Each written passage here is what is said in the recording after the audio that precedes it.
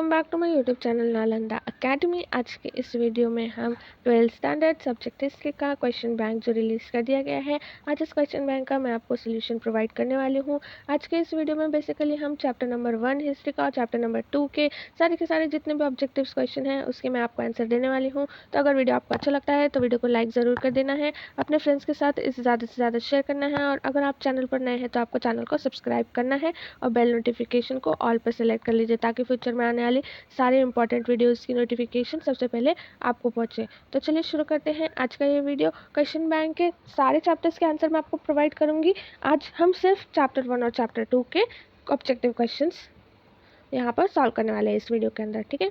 तो चलिए शुरू करते हैं। फर्स्ट यहाँ पर मार्च 2021 बोर्ड एग्जाम के लिए आपको सूचना दी गई है। सूचना मीन्स ये जो सूचना है बहुत ज़्यादा इंपॉर्टेंट है, ठीक है, आप अच्छे से पढ़ लीजिए।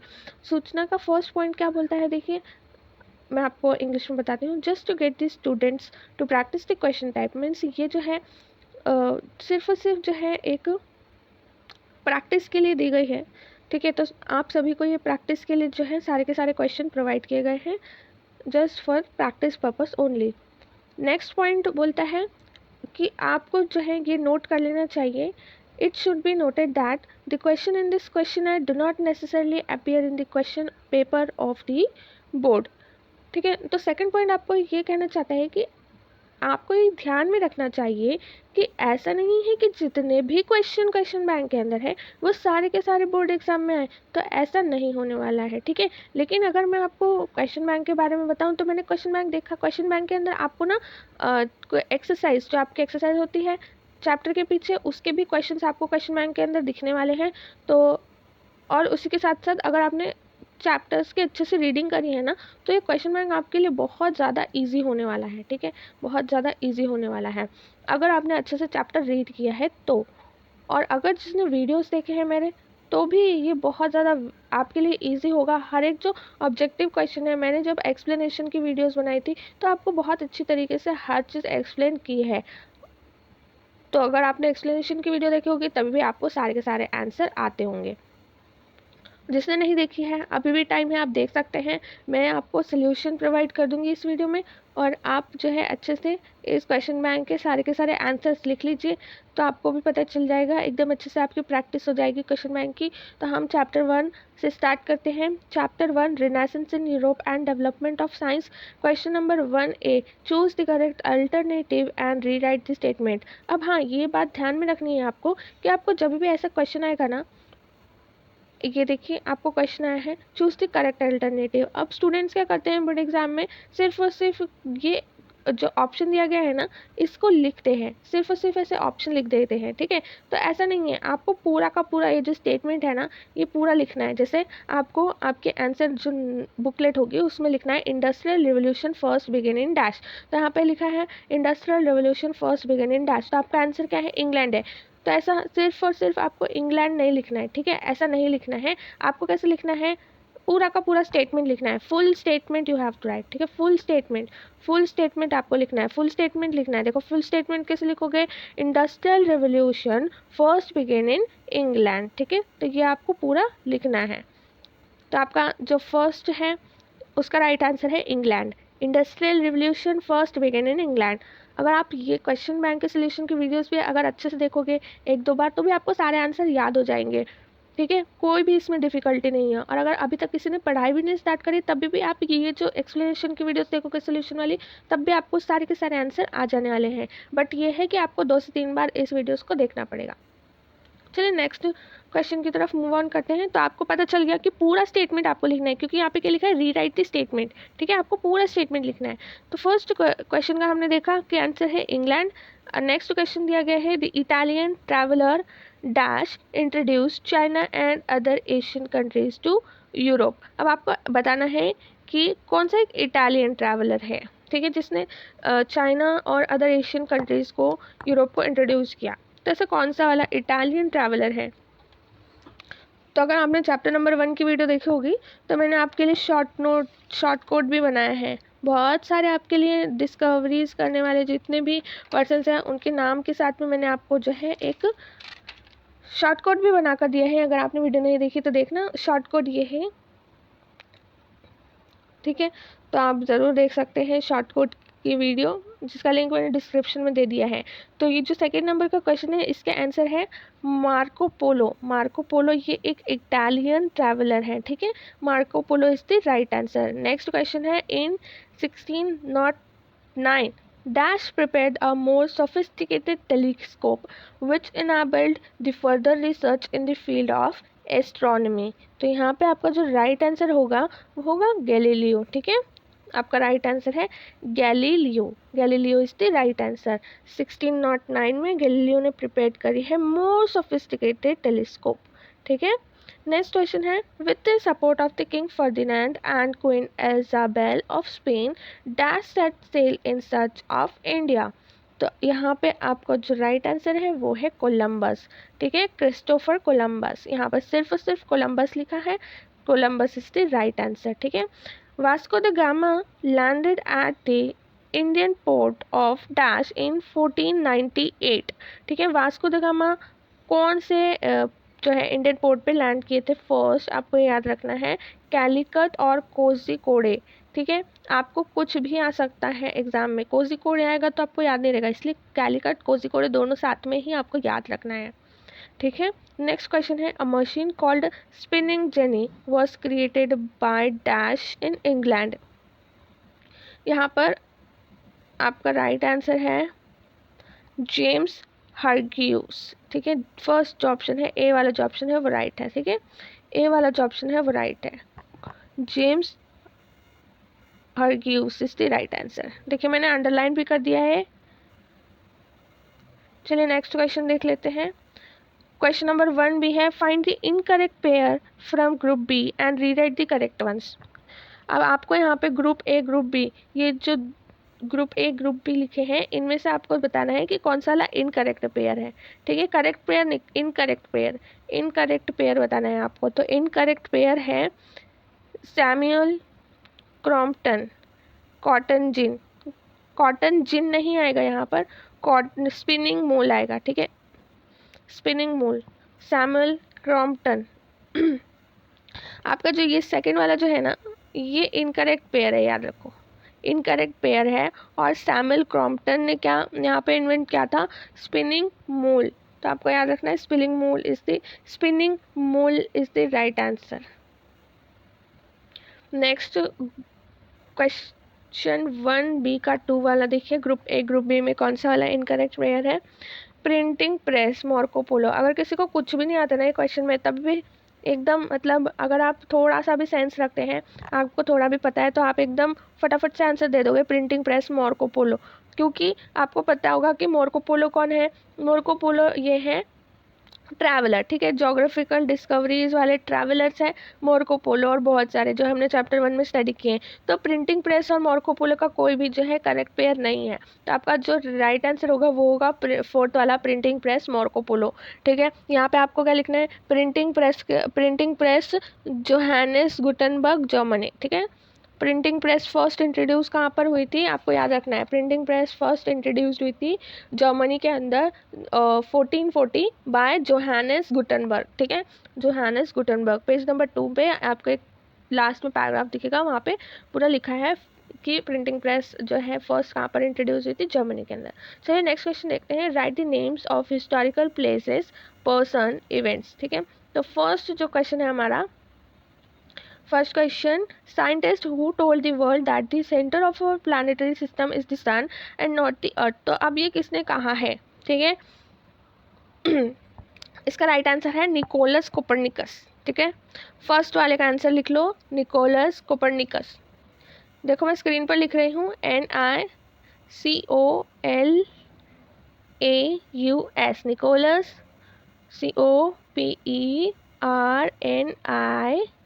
COPERNICUS, Nicolaus Copernicus. अब आप सोचेंगे मैं स्पेलिंग क्यों बता रही थी, क्योंकि अगर आपकी स्पेलिंग रॉन्ग हो जाती है तो आपको 1 मार्क नहीं मिलता है। इसलिए आप सभी को ये बहुत ज़्यादा ध्यान रखना है कि आपकी स्पेलिंग राइट होनी चाहिए। Nicholas Copernicus is the right answer. First question है, scientist who told the world that the centre of our planetary system is the sun and not the earth. तो इसका हमने आंसर देखा, फर्स्ट क्वेश्चन का answer क्या था हमारा? Nicholas Copernicus, ठीक है, निकोलस कोपरनिकस, ठीक है, is the right answer, Nicholas Copernicus. तो आपकी स्पेलिंग भी राइट होनी चाहिए, मैंने आपको बताया। नेक्स्ट क्वेश्चन है the treatise written by Varahamihir. Next question का आंसर देखो, हम क्वेश्चन नंबर 2 का आंसर लिखने वाले हैं। सभी लोग अपने नोटबुक में लिख लीजिए, और अगर आपने प्रिंट आउट किया तो बहुत अच्छी बात है, वहाँ पर आपको आंसर लिख लेना है। The treatise written by treatise written by Varahamihir, ठीक है, ट्रीटाइस रिटन बाय वराहमिर, बृहत संहिता, ठीक है, बृहत संहिता, बृहत संहिता, ठीक है, बृहत Samhita is the right answer. ये देखो सब लोग लिख लेना अपनी अपनी नोटबुक में, Brihat Samhita is the right answer. Next question है the highest authority of Catholic church. Highest authority of Catholic church होते हैं पोप, ठीक है, POPE, पोप। थर्ड वन का आंसर है पोप। नेक्स्ट क्वेश्चन है epics by Homer. Epics by Homer, तो अगर आप पेज नंबर 2 में लास्ट पैराग्राफ स्टडी करेंगे तो वहाँ पर बहुत सारे epics, the syllabi in this university included subjects like epic, Iliad and Odyssey written by Homer. तो यहाँ पे आपको लिखना है इलियाड एंड ओडिसे, ओडेसे, ठीक है, जो भी आप प्रोनाउंस करें, ओडेसे, ODYSSEY, ठीक है, इलियाड एंड ओडेसे, ये राइट आंसर है। तो आपको मैंने पहले भी बोला और अब भी बोल रही हूँ, स्पेलिंग राइट होनी चाहिए, ठीक है।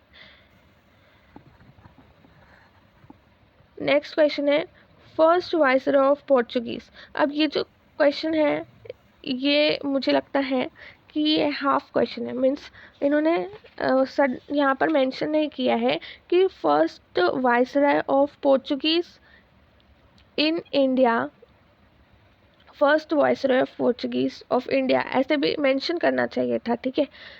तो अभी इन्होंने मेंशन नहीं किया है फर्स्ट वाइसरॉय ऑफ पोर्चुगीज, तो ऐसा भी हो सकता है कि फर्स्ट वाइसरॉय ऑफ पोर्चुगीज हम यहाँ पर देखिए दूसरे कॉन्टेक्स्ट में भी इसे स्टडी कर सकते हैं, लेकिन हमारी टेक्स्ट बुक में पेज नंबर 7 में अगर आप वास्को ड गामा का पैसेज पूरा का पूरा रीड करोगे तो यहाँ पर जो है आपका आंसर निकल कर आएगा वास्को द गामा, ठीक है, Vasco da gamma is the right answer, ठीक है, क्योंकि यहाँ पर लिखा हुआ है, अगर आप पढ़ेंगे अच्छे से,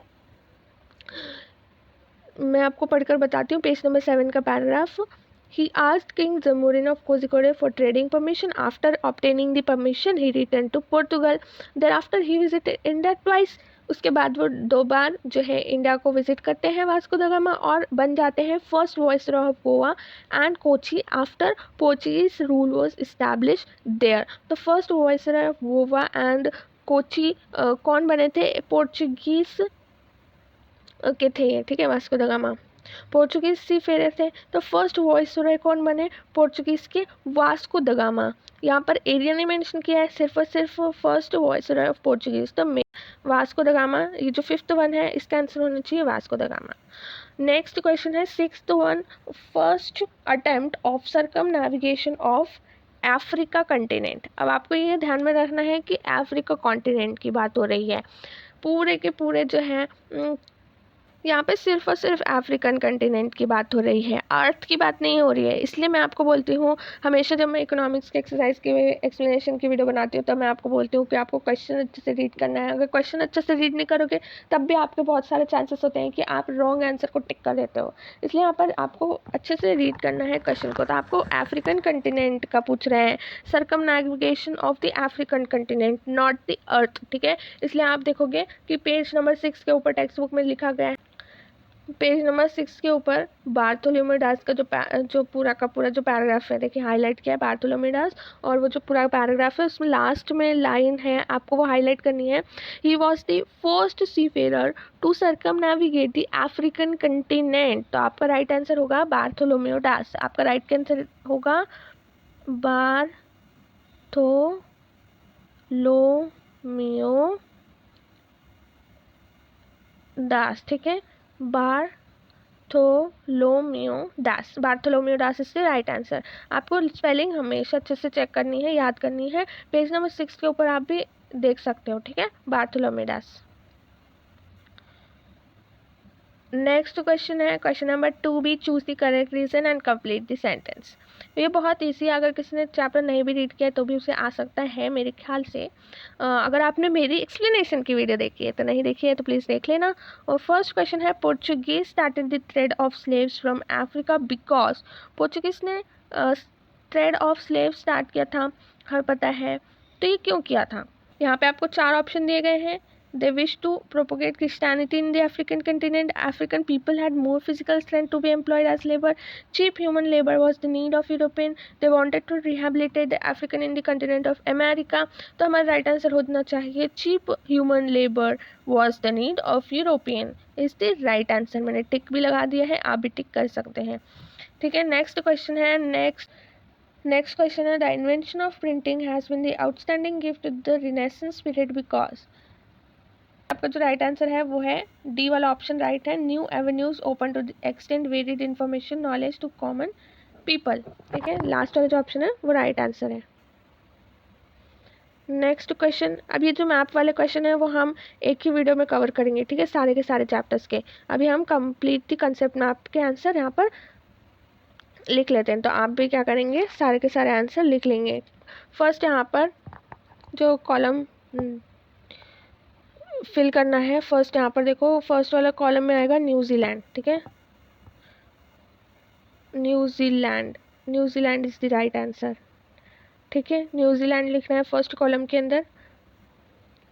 नेक्स्ट कॉलम है discovery of Madeira and Azores, Henry the navigator, यहाँ पे आपको लिखना है Henry the navigator, Henry the navigator, Henry the navigator is the right answer, ठीक है, आपने लिख लिया। नेक्स्ट कॉलम में देखो, फर्स्ट वाले कॉलम के अंदर क्या लिखना है आपको, फर्स्ट वाले कॉलम के अंदर लिखना है न्यूजीलैंड, क्योंकि एबल जॉनसन तस्मान ने जो है न्यूजीलैंड को डिस्कवर किया था, तो आपका यहाँ पर आंसर होना चाहिए न्यूजीलैंड, ठीक है। यहाँ पे फुल स्पेलिंग लिखना न्यूजीलैंड की। फिर नेक्स्ट कॉलम जो यहाँ पर एम्प्टी है, यहाँ पे आपको लिखना है, मैंने आपको बताया हेनरी द नेविगेटर, ठीक है, हेनरी द नेविगेटर आपको लिखना है। फिर नेक्स्ट वाला कॉलम है मोंगो पार्क के जो फ्रंट में जो यहाँ पे एम्प्टी है, देखो ये वाला जो प्लेस है, यहाँ पे आपको लिखना है वेस्टर्न अफ्रीका, ठीक है, आपको लिखना है western Africa, western Africa is the right answer, ठीक है, आपको लिखना है वेस्टर्न अफ्रीका। अब नेक्स्ट वाला कॉलम, ठीक है, अब नेक्स्ट वाला कॉलम, अब ये वाला कॉलम, ठीक है, discover the delta region of Amazon, Amerigo Vespucci, ठीक है, Amerigo Vespucci is the right answer, Amerigo Vespucci. मैं आपको वापस से स्क्रीन पर लिख कर दिखाती हूँ, ठीक है, अमेरिगो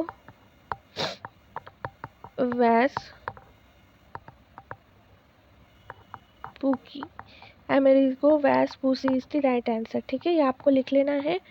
नेक्स्ट क्वेश्चन यहाँ पर आप देख लेते हैं। नेक्स्ट क्वेश्चन जो ये है, अभी यहाँ पर देखो, आपको ना टेक्स्ट बुक पेज नंबर 4 पर जाना है, टेक्स्ट बुक पेज नंबर 4, वहाँ पर institution devoted to the cause of science, ठीक है। अब यहाँ पर आप आएंगे तो आपको यहाँ पर दिखेगा कि एकेडमी ऑफ लिनक्स आइड और Lincoln Academy in Rome, Academy for Experiment in Florence, Royal Society for Improving Natural Knowledge in London, French Academy of Sciences in France were of the prime importance। तो ये जो पूरा का पूरा जो chart है ये इस पर ही बेस्ड है, लेकिन यहाँ पर देखो एक जो मिस्टेक यहाँ पर मुझे दिख रही है ये है, शायद ये टाइपिंग एरर भी हो सकता है, क्योंकि यहाँ पर 4 अलग अलग एकेडमी के नाम दिए गए हैं पेज नंबर 4 में, और वो अलग अलग जगह पे हैं। तो यहाँ पे ये जो लंदन लिखा गया है यहाँ पर आना चाहिए लंदन। तो अगर आप देख सकते हो कि ये जो लंदन है, royal society for improving natural knowledge, royal society for improving natural knowledge जो लंदन में है, तो ये जो लंदन है आपको क्या लिखना है, यहाँ पर लिखना है, ठीक है, आपको यहाँ पर लंदन लिखना है, क्योंकि यहाँ पे 4 ही आपको जो है अलग अलग एकेडमी दी गई है। तो एक और एकेडमी बचती है लिंसियन एकेडमी इन रोम, ठीक है, तो यहाँ पे आपने क्या करना है, लंदन यहाँ पे लिखना है, जो मैंने एरो दिखाया है आपको, royal society for improving natural knowledge, यहाँ पे आपको क्या लिखना है, लंदन लिखना है। और ये जो लंदन है इसको कट करना है, यहाँ पे रोम लिखना है। और यहाँ पे आपको क्या लिखना है, रोम के इन फ्रंट लिखना है आपको LINCEAN, लीनियन अकेडमी। ठीक है, लीनियन एकेडमी आपको लिखना है। इतना सबको समझ में आ गया होगा, लिंसियन एकेडमी, ये लिंसियन एकेडमी आपको देख लेना है पेज नंबर 4 के ऊपर। ठीक है, सारे के सारे अच्छे से स्पेलिंग आपको दिख जाएगी। फिर यहाँ पर फ्रांस, फ्रांस के यहाँ पे आपको कौन सा है, देखिए फ्रेंच एकेडमी ऑफ साइंस। यहाँ पे आपको ये जो पूरा का पूरा प्लेस है ये एम्प्टी, यहाँ पर आपको लिखना है French academy of science, French academy of science, French academy of science is the right answer, French academy of science. ठीक है, आपको यहाँ पर क्या लिखना है, फ्रेंच अकेडमी ऑफ साइंस, यहाँ पे आपको लिखना है फ्रेंच अकेडमी ऑफ साइंस। फिर नेक्स्ट है एकेडमी फॉर एक्सपेरिमेंट, तो आपको बताना है एकेडमी फॉर एक्सपेरिमेंट कहाँ है, तो आपको लिखना है फ्लोरेंस, फ्लोरेंस। ठीक है, फ्लोरेंस लिखना है आपको। पेज नंबर 4 पे भी आपको मिल जाएगा, आप देख सकते हैं। नेक्स्ट है causes of failure of the crusades, तो अब मैं 1 बाय 1 रीड करूंगी और आपको अपने नोटबुक में लिखना है। ठीक है, फर्स्ट जो कॉज है वो है attitude of the pope and European rulers. ठीक है, ये एक कॉज था फेलियर ऑफ द क्रूसेड्स का। Loss of faith of the common people, ये भी एक कॉज था। नेक्स्ट है कॉमन पीपल लूजिंग फेथ, आप कुछ भी लिख सकते हैं, losing loss of faith of the common people और कॉमन पीपल लूजिंग फेथ। ठीक है, कॉमन पीपल लूजिंग फेथ।